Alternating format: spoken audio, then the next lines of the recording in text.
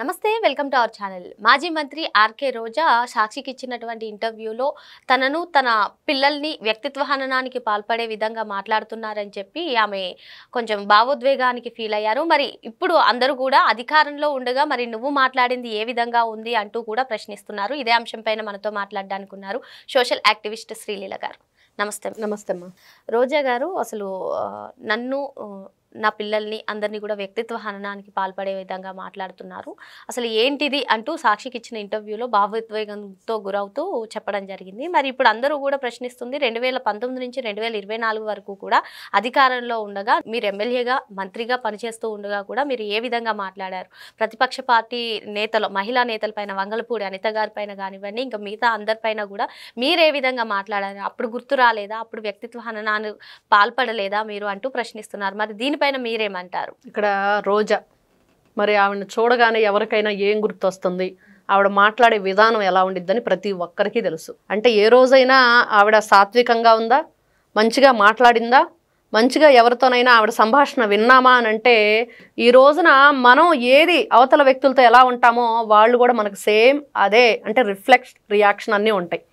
మరి ఈ రోజున రోజా కూడా అదే జరిగింది అనేది మాత్రం క్లియర్గా అర్థమవుతుంది. ఎందుకు ఈ విధంగా చెప్పుకోవాల్సి వస్తుంది? నేను ఒక స్త్రీగా ఉండి ఇంకొక స్త్రీని అవమానపరిస్తే ఎందుకు ఆ స్త్రీ వైపు మీరంతా నిలబడట్లేదు అనే క్వశ్చన్ కూడా రావచ్చు.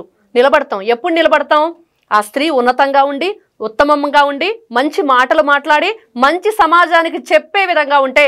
ఇక్కడ పార్టీలు తీసేయండి, రాజకీయాలు తీసేయండి, ఒక స్త్రీగా అవతల వ్యక్తిని మనం గౌరవించాలి, గౌరవం ఇచ్చి పుచ్చుకోవాలి అనేది మర్చిపోయి అధికారంలో ఉండంగా, అంటే కళ్ళు నెత్తికెక్కాయి అనుకోవాలా, మరేమనుకోవాలో ఎవరికి అర్థం కాని పరిస్థితి. కొన్ని మాటలు మేము మాట్లాడటానికి కూడా ఇబ్బంది పడతాం, కొన్ని పలకలేము. ఎందుకంటే మనం ఒక స్త్రీగా ఉన్నప్పుడు కొన్ని పదాలు వాడకూడదు, అవతల వ్యక్తులకి జుగుప్సాకరంగా ఉంటుంది. మనల్ని చూస్తే మంచిగా ఉంది ఈవిడ, ఏంటి ఇలా మాట్లాడుతుంది అనే ఆలోచన తక్షణమే వచ్చేస్తుంది. ఆ అవకాశాన్ని మనం ఎందుకు ఇవ్వాలి?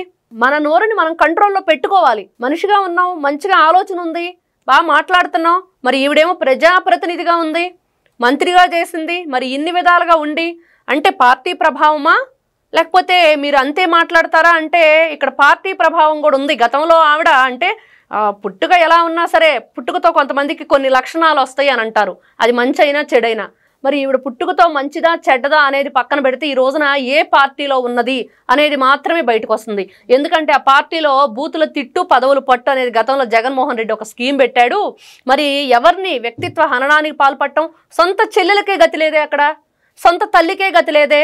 మరి బాంబే వెళ్ళి ఐఏఎస్ఎల్ని ఐపీఎస్ఎల్ని పంపించి ఒక ఆడపిల్లని తీసుకొచ్చి ఈ రోజున రోజా మాట్లాడుతున్న మాటలకి మరి ఆ అమ్మాయికి శానిటరీ ప్యాడ్లు కూడా ఇవ్వకుండా 80 రోజులు బంధించారు. ఎవరైనా ఒక్కరొచ్చి బయటకు మాట్లాడారా? వీళ్ళు ఒక్కరంటే ఒక్కరు వచ్చారా?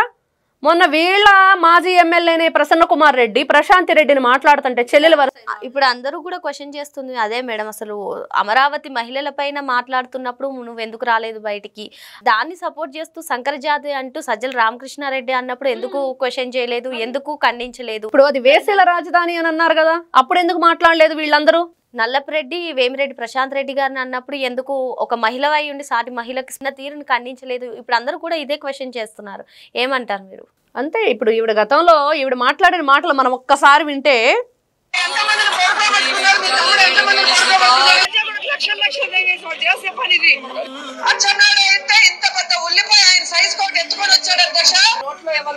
హెరిటేజ్ ఐస్ క్రీమ్ పెట్టుకొని ఉన్నావా? రేపు చేయగలరా? రేపు చేసే ధైర్యం లేదు. ఈవిడ ఈ మాటలన్నీ మా నాన్నని తిట్టారు, మా అమ్మని తిట్టారు, మా కొడుకుని తిట్టాడు అని చెప్పి మరి ఇప్పుడు ఆవిడ కూడా అదే చెప్తుంది.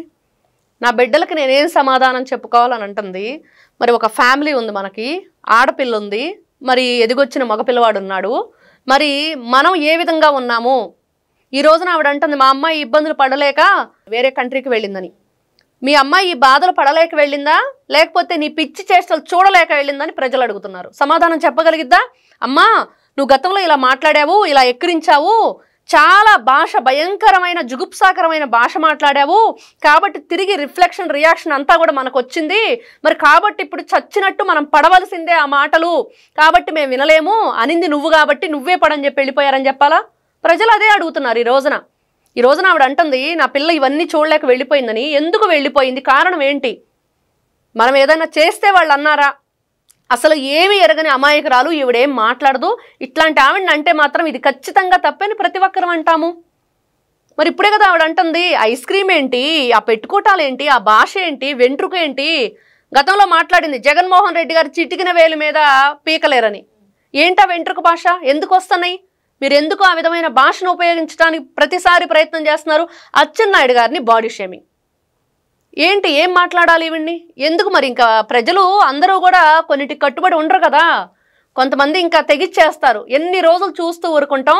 ఆవిడే ఒక మహిళగా ఉండి, ఒక ప్రజాప్రతినిధిగా ఉండి, ఒక మంత్రిగా, ఒక ఎమ్మెల్యేగా, ఒక సినీ నటిగా ఉండి మరి ఈ రోజును చూస్తూ ఉంటే ఇట్లాంటి మాటలు మేము పడము అని చెప్పి కొంతమంది మనం చూస్తున్నాం. ఎన్నో విధాలుగా ఆమె మీద పోస్టులు కానివ్వండి, ఇవన్నీ కూడా.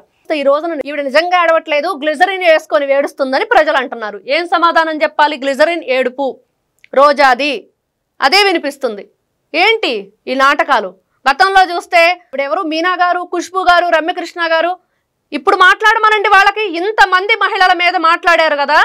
మరి ఆవిడ కూడా సినిమా నటేగా. ఎవరు అమ్మాయి, ముంబై నటి జత్వాని, మరి ఆ అమ్మాయి సపోర్ట్ రాలేదు వీళ్ళంతా. ఆ అమ్మాయికి ఏ రాజకీయంతో సంబంధం లేదు, అన్యాయంగా అక్రమంగా తీసుకొచ్చి బంధించారు. ఆ రోజున వీళ్ళంతా ఎక్కడికి వెళ్ళారు అంటే అక్కడ మనం అర్థం చేసుకోవాలి ఎందుకు ఈ విధంగా మాట్లాడుతున్నారు, ఏం జరిగింది, గతంలో ఈవిడ ఎలా మాట్లాడిందని. మరి లోకేష్ గారిని ఎంత అవమానించింది. ఆ లోకేష్ గారిని ఆ మాట అంటుంది, మా అమ్మని కొట్టారు, మా నాన్న కొట్టారు అని చెప్పి ఏడుస్తున్నాడని. అస్సలు మనం ఒకరికి 10 మందికి మంచి చెప్పే విధంగా, మనం 10 మంది నుంచి మంచి తీసుకునే విధంగా ఉండే మనిషి మర్చిపోయి ఈ రోజున మీరు నా కొడుకేం సమాధానం చెప్పుకోవాలి, నా కూతురికేం సమాధానం చెప్పుకోవాలి, నా భర్తకేం సమాధానం చెప్పుకునేంత స్థాయికి మీరు ఎందుకు దిగజార్చారు? మీ విలువలను మీరే దిగజార్చుకున్నారు. ఇక్కడ ఎవరు తీయలేదు. మనం ఎప్పుడైనా సరే మన స్థానం ఏంటి అనేదంటే మన మాటతోనూ మన కట్టుబాటుతోనూ వస్తుంది. అదంతా మర్చిపోయి ప్రవర్తించిన రోజు ఖచ్చితంగా ప్రతి ఒక్కరూ అలానే రియాక్ట్ అవుతారు అనేది మాత్రం ఇక్కడ క్లియర్గా అర్థమవుతుంది రోజా విషయంలో. మరి రోజా వరకు వచ్చినప్పుడే తెలిసిందా? మరి అధికారంలో ఉండగా మరి వీళ్ళందరిపైన, ప్రతిపక్ష మహిళా నేతలందరిపైన మాట్లాడినప్పుడు ఆమె వ్యక్తిత్వ హనం గురించి గుర్తు రాలేదా అని చెప్పి మేడం క్వశ్చన్ చేస్తున్నారు. మరో అంశంతో మళ్ళీ కలుద్దాం. Thank you. నమస్తే.